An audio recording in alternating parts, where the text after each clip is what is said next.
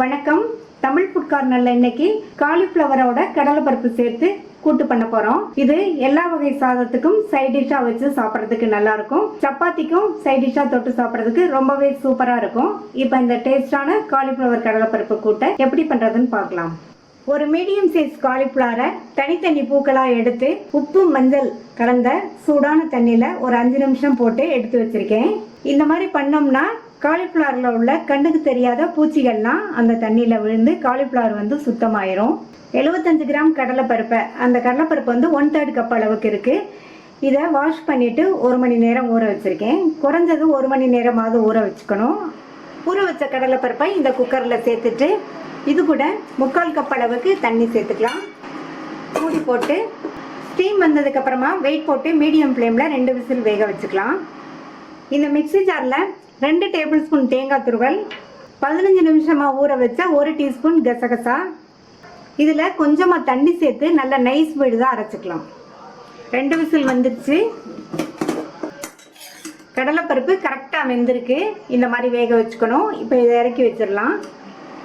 இந்த பேன்ல 1 table spoon எண்ணெய் சூடாயிடுச்சு. அதில் ஒரு சின்ன பீஸ் பட்டை, 1/2 டீஸ்பூன் சோம்பு, 2 கிராம்பு, கூட கொஞ்சம் கருவேப்பிலை சேர்த்துக்கலாம். அடுத்து இதில் கட் பண்ண ஒரு பெரிய வெங்காயத்தை சேர்த்து இந்த வெங்காயத்தோட கலர் லைட்டாக மாறுற அளவுக்கு வதக்கிக்கணும்.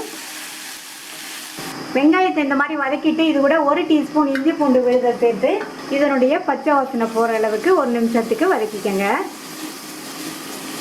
அடுத்து இது கூட ஒரு மீடியம் சைஸ் தக்காளியை இந்த மாதிரி குட்டி குட்டியாக கட் பண்ணி சேர்த்துட்டு இந்த தக்காளியையும் இதில் 1 நிமிஷத்துக்கு வதக்கிக்கணும்.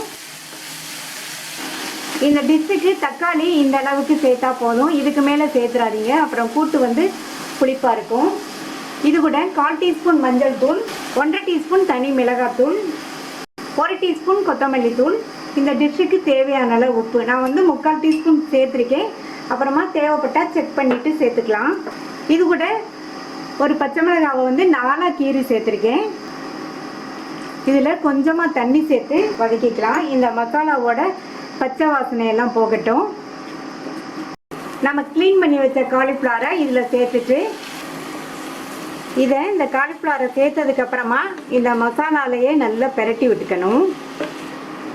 இதில் தண்ணி சேர்த்துக்கலாம். 3/4 கப் அளவுக்கு தண்ணி சேர்த்துருக்கேன். தண்ணி சேர்த்து நல்லா ஒரு தடவை மிக்ஸ் பண்ணி விட்டுட்டு மூடி வச்சிடலாம். காலிஃப்ளவர் வந்து 3/4 பங்கு அளவுக்கு வெந்து வரட்டும். இப்போ 5 நிமிஷத்துக்கு மேலே ஆயிடுச்சு. இந்த காலிஃப்ளவர் 3/4 பங்கு அளவுக்கு வெந்திருக்கு. ஏற்கனவே நம்ம சூடான தண்ணியில் ஒரு 5 நிமிஷம் போட்டோம், அதனால வேகமாகவே வெந்துடும். இப்போ இது கூட வேக வச்ச கடலைப்பருப்பை தண்ணியோடையே சேர்த்துக்கலாம். கடலைப்பருப்பு சேர்த்துட்டு நல்லா ஒரு தடவை மிக்ஸ் பண்ணி விட்டுட்டு இது கூட இன்னொரு 1/4 கப் போல தண்ணி சேர்த்துக்கலாம். தண்ணி சேர்த்து நல்லா மறுபடியும் ஒரு தடவை கலந்து விட்டுறலாம். மூடி போட்டுடலாம். இந்த கடலைப்பருப்போடு சேர்ந்து காலிஃப்ளவர் ஃபுல்லாக வெந்து வரட்டும். இப்போ 2 நிமிஷம் ஆச்சு. காலிஃப்ளவர் கடலைப்பருப்போடு சேர்ந்து நல்லா ஃபுல்லாகவே வெந்துருச்சு. இப்போ இது கூட நம்ம அரைச்ச அந்த தேங்காய் கசகசா விழுதை சேர்த்துக்கலாம். இந்த தேங்காய் கசகசா விழுது இந்த கூட்டுக்கு நல்ல டேஸ்ட் கொடுக்கும். இது கூட மிக்ஸி ஜாரை கழுவி கொஞ்சமாக மட்டும் தண்ணி சேர்த்துக்கங்க. அடுத்து இது கூட 1/4 டீஸ்பூன் கரம் மசாலா தூள் சேர்த்துருக்கேன். நல்லா வாசனையாக இருக்கும். இந்த கரம் மசாலா தூள் நீங்கள் விருப்பப்பட்டால் சேர்த்துக்கங்க, அல்லது ஸ்கிப் பண்ணிடலாம். ஏற்கனவே நம்ம பட்டை, கிராம்பு, சோம்பெல்லாம் போட்டு தாளிச்சிருக்கோம். நல்லா ஒரு தடவை மிக்ஸ் பண்ணி விட்டுக்கோங்க. தேங்காய் விழுது சேர்த்ததுக்கப்புறமா நீங்கள் உப்பு போதுமா என்னன்னு செக் பண்ணி சேர்த்துக்கங்க. நான் வந்து இதில் இன்னும் கொஞ்சம் உப்பு தேவைப்படுது, சேர்த்துக்கிறேன்.